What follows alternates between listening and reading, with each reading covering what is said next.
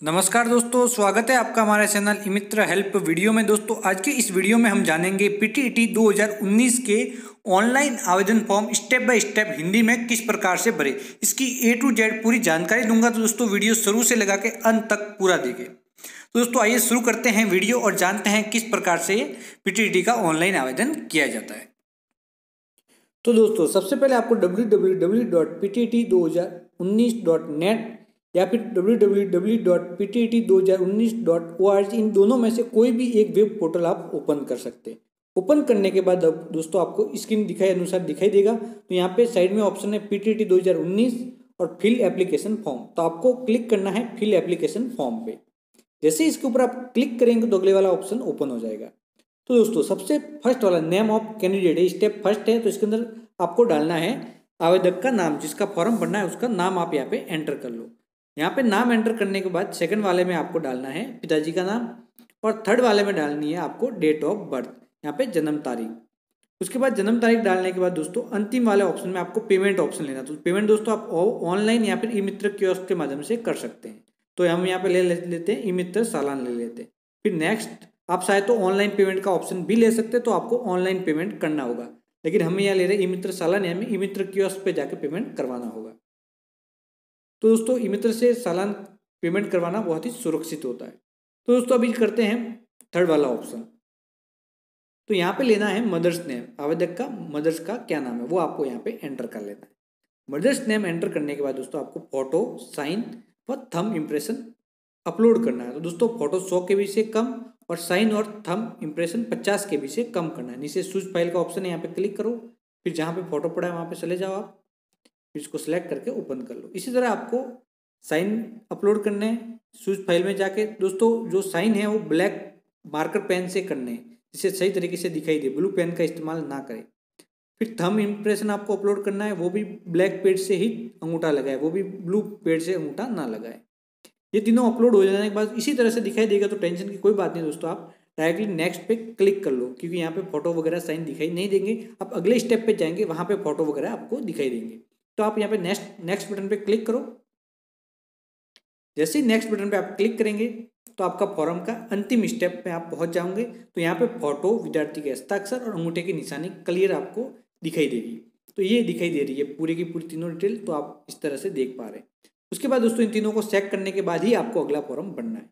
तो दोस्तों नाम, पिता का नाम और मदर्स नेम भरा हुआ आएगा, आपको डायरेक्टली लिंक का चयन करना है, मेल या फीमेल। तो यहाँ पे ले लेते हैं हम मेल। उसके बाद शादीशुदा है तो मैरिड, अगर शादीशुदा नहीं है तो आप अनमैरिड ले सकते हैं। तो वो आपकी कैटेगरी पे निर्भर करता है। अगर आपने शादी कर ली है तो आपके पति का नाम भी आपको डालना होगा अगर महिला है। अगर आप अनमैरिड हैं तो किसी का नाम डालने की जरूरत नहीं है, नीचे वाला ऑटोमेटिक XXX लिखा हुआ आ जाएगा। उसके बाद जन्म तिथि आपको डाल देनी है, दोस्तों डायरेक्टली अपने आप आ जाएगी। उसके बाद आपको अपना स्टेट डालना, आप कौन से स्टेट से बिलोंग करते हैं। उसके बाद आपका डिस्ट्रिक्ट, आपका गृह जिला कौन सा है वो ले लो। उसके बाद आपकी कैटेगरी ले लो, जो भी आप कैटेगरी है, OBC, SC, ST। अगर आप माइनॉरिटी हैं तो यस कर लो। जो भी कैटेगरी यहाँ पे ऑटोमेटिक ऑप्शन आएगा, सब कैटेगरी आप ले लो जिस कैटेगरी से बिलोंग करते हो। अगर वो कैटेगरी का आप चयन करते हो तो उससे संबंधित डिटेल भी आपको भरनी होगी। अगर नहीं है तो आपको भरने की जरूरत नहीं है, नो नो नो नो आ ही रहा है। अगर यहाँ पे ऑप्शन ओपन हो जाता है, अगर विधवा वगैरह हो तो कैटेगरी भरना बहुत ही जरूरी है, इनको ब्लैंक ना छोड़े। उसके बाद दोस्तों आपको अपना एड्रेस फिलअप करना, पर्सनल परमानेंट एड्रेस। जो भी आपका परमानेंट एड्रेस है वो यहाँ पे भर लो पूरी डिटेल। तो हम भर लेते हैं परमानेंट एड्रेस, ये भर लिया पूरा परमानेंट एड्रेस। उसके बाद आपको अपना स्टेट ले लेना है, उसके बाद डिस्ट्रिक्ट और पिन कोड डालने, ये ले लेते हैं डिस्ट्रिक्ट और फिर डाल देंगे हम पिन कोड। जो भी पिन है दोस्तों सही तरीके से ही एंटर करें, पिन का विशेष ध्यान रखें। उसके बाद दोस्तों यहाँ पे सेकंड वाले ऑप्शन के अंदर आपका अन्य एड्रेस कोई है तो वो आपको डाल देना है। तो हम भर लेते हैं अन्य एड्रेस, अगर नहीं है तो सेम टू सेम आपको भर लेना है। उसके बाद दोस्तों आपको अपनी ईमेल आईडी डालनी है नीचे ईमेल आईडी वाले ऑप्शन में। उसके बाद अपने मोबाइल नंबर एंटर करने हैं आपको। तो यहाँ पे ईमेल आईडी डाल दी, उसके बाद हम डालेंगे मोबाइल नंबर, यहाँ पे डालने हैं मोबाइल नंबर। तो ये डाल दिए मोबाइल नंबर जो भी हैं। उसके बाद दोस्तों अपना जो कोर्स किया आपने, कौन सी कैटेगरी है, कॉमर्स, आर्ट्स, साइंस, तो या आर्ट्स ले लो, कॉमर्स है तो कॉमर्स, साइंस है तो साइंस। उसके बाद दोस्तों आपको ग्रेजुएशन क्लास लेनी है, आपने कौन सी क्लास की, आपने क्या कोर्स किया। तो BA किया तो मैं BA ले लेता हूँ, और कोई किया BTech वगैरह तो सेकंड वाला ऑप्शन ले सकते हैं। अब आपने जब ग्रेजुएशन किया तब आपके कौन कौन से सब्जेक्ट थे वो आपको यहाँ पे चयन करने। जो ग्रेजुएशन यानी कि जो बीए वगैरह किए, बीकॉम, बीएससी, उसमें आपके सब्जेक्ट कौन से थे वो आपको लेते रहना। ये ले लिया, यहाँ पे ले लेते हैं, ये ले लिया, और थर्ड वाले में हम ले लेते हैं थर्ड वाला सब्जेक्ट। दोस्तों हम ग्रेजुएशन करते वहाँ 3 सब्जेक्ट होते हैं, तो तीनों सब्जेक्ट यहाँ पे ले लेते हैं। अगर आपने पोस्ट ग्रेजुएशन किया है तो आगे वाला ऑप्शन भरना है, वरना ब्लैंक छोड़ दो। उसके बाद दोस्तों आपको परिवार की वार्षिक आय भरनी है कि आपके फैमिली की वार्षिक आय कितना, आपका आय प्रमाण पत्र कितने का बना हुआ है। उसके बाद अगले वाला ऑप्शन आएगा, यहाँ पे आपको एग्जाम के जो डिस्ट्रिक्ट है वो उसका चयन करना है, आपके कौन से जिले में आप एग्जाम देना चाहते हैं, यानी आपके एग्जाम सेंटर का। तो मैंने फर्स्ट ले लिया, फिर सेकंड ले लेना है, तो कुल 3 आप एग्जाम सेंटर का चयन कर सकते हैं। तो मैं यहाँ पे 3 ले लेता हूँ, तो तीनों में से कोई भी एग्जाम सेंटर आपको मिल सकता है। दोस्तों विजेता के अनुसार भर ले, जो भी आपको सबसे, तो 1 2 3 भर लिए। उसके बाद दोस्तों आपको अपना क्वालिफिकेशन यानी कि आपका एजुकेशन, तो आपको 10वीं 12वीं और ग्रेजुएशन की डिटेल भरना बहुत ही जरूरी है, तो वो आपको अगले वाले स्टेप के अंदर आपको भरनी है। तो आप आगे बढ़ते हैं और अगले वाला अंतिम स्टेप पे हम पहुँच गए। उसके बाद दोस्तों सबसे पहले आपको सेकेंडरी 10वीं की डिटेल भरनी है। तो 10वीं में आपकी कौन सी यूनिवर्सिटी थी, जैसे बोर्ड ऑफ सेकेंडरी एजुकेशन, ये बोर्ड था, तो ये मैंने ले लिया। अब कौन से साल में मैंने पास किया, तो ये मार्कशीट पे लिखा हुआ आता है। फिर आता है यहाँ पे कितने में से नंबर थे, तो कुल मैक्सिमम नंबर लिखने, कितने में से थे, कितने आपने प्राप्त किए वो यहाँ पे लिखने हैं। तो जो भी प्राप्त किए वो लिख लो, आपके परसेंटेज ऑटोमेटिक आ जाएंगे। उसके बाद 12वीं की डिटेल भरनी है, 12th क्लास की, उसमें भी आपका बोर्ड ले लो, कौन से साल को आपने पास किया था वो ले लो। उसके बाद मैक्स नंबर ले लो, कितने में से थे और कितने आए, और परसेंटेज आपके आ जाएंगे। उसके बाद दोस्तों आपको ग्रेजुएशन की डिटेल भरनी है। तो ग्रेजुएशन में आपने पास है तो पास भर लो, अगर इस साल चल रहा है तो अपेयरिंग भर लो। पास भरोगे तो आपको पूरी डिटेल भरनी पड़ेगी, तो वहाँ पे हम भर लो आपकी कौन सी यूनिवर्सिटी थी, मैंने पास लिया है। अपेयरिंग भरते तो आपको यूनिवर्सिटी, ओनली यूनिवर्सिटी और ईयर भर के आपको ब्लैंक, आगे वाले कॉलम ब्लैंक छोड़ने होंगे।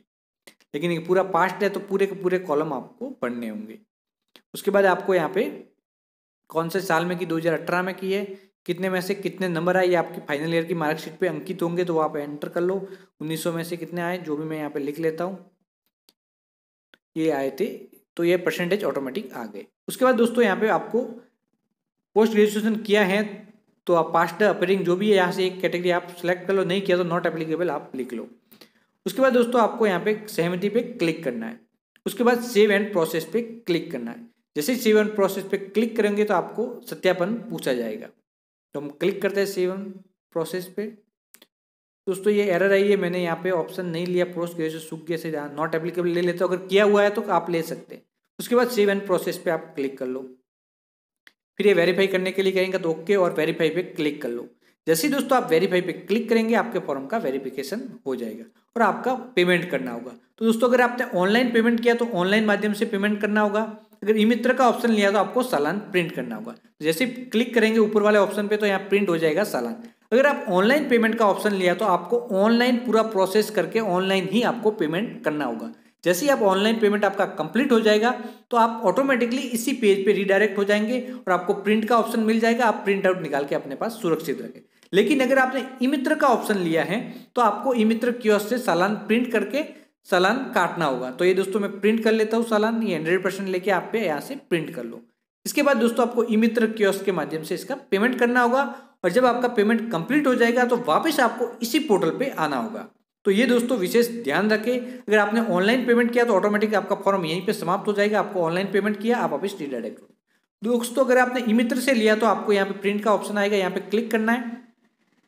उसके बाद आप फॉर्म नंबर से भी ढूंढ सकते हो या फिर जनरल डिटेल से भी आप वापस फॉर्म को ओपन कर सकते हो ई मित्र से पेमेंट करने के बाद। तो यहाँ पे दोस्तों आपको अपने फॉर्म नंबर एंटर कर लेना। तो दोस्तों करते हैं फॉर्म नंबर एंटर। तो जो भी फॉर्म नंबर है आपने जो आवेदन किया, जो प्रिंट आउट निकाली थी चालान की, उसके ऊपर लिखे हुए होंगे, तो वहाँ से आप यहाँ पे एंटर कर लो और आपकी जो भी डेट ऑफ बर्थ है वो एंटर कर लो। अगर आपके पास ऑप्शन नहीं है तो जनरल सर्च से भी आप ओपन कर सकते हो। तो यहाँ पे हम डाल देते हैं डेट ऑफ बर्थ,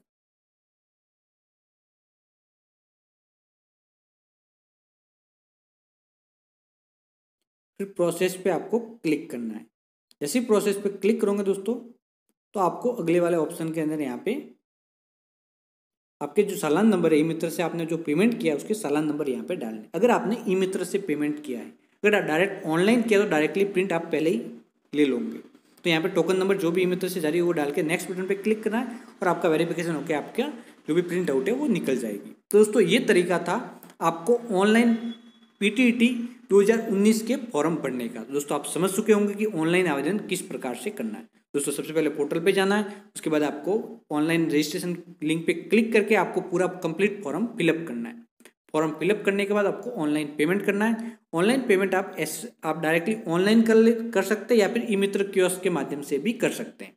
तो दो तरीके ऑनलाइन पेमेंट के। अगर ई मित्र का चालान निकालते तो आप नज़दीकी ई मित्र कियोस्क पे जाके आपको पेमेंट करना होगा। अगर आप ऑनलाइन पेमेंट करते तो जैसे ही ऑनलाइन पेमेंट कंप्लीट हो जाएगा आप वापस रीडायरेक्ट हो जाओगे पीटीईटी के पोर्टल पे और वहाँ से आपकी प्रिंट आउट निकल जाएगी। अगर आप ई मित्र का चालान निकालते हैं तो पेमेंट करने के बाद आपको रीप्रिंट पे जाके चालान नंबर डाल के चालान नंबर को वेरीफाई करना होगा और आपकी प्रिंट आउट निकल जाएगी। दोस्तों ये तरीका था ऑनलाइन आवेदन करने का। दोस्तों हो सकता है आगे जाके कुछ बदलाव हो सकते हैं इसके अंदर। इसके लिए दोस्तों आप हमारे चैनल ई मित्र हेल्प वीडियो को सब्सक्राइब करके रखें और बेल आइकन प्रेस करके रखें। अगर कोई भी नई अपडेट आती है इस फॉर्म में तो उसके बारे में आपको वीडियो मिल जाएगा। तो बाय बाय दोस्तों, जल्दी मिलेंगे एक नए वीडियो के साथ। तब तक जुड़े रहे हमारे साथ और देखते रहे हमारा चैनल ई मित्र हेल्प वीडियो। तो बाय बाय दोस्तों।